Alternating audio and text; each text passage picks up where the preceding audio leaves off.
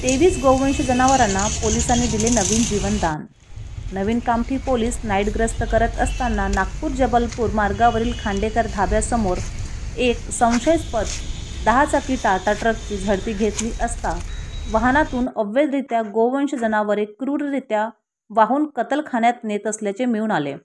23 जनावरे व 10 चाकी ट्रक असा एकूण 14,60,000 रुपयाचा मुद्देमाल जप्त करण्यात आला।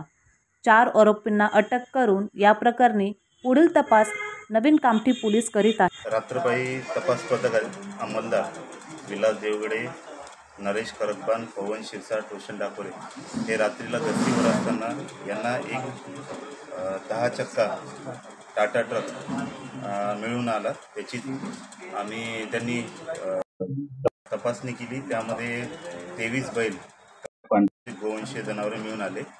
यामध्ये सर्व एकूण 1,60,000 जनावरे आणि 10 लाखाचं ट्रक असं माल जप्त करण्यात आला।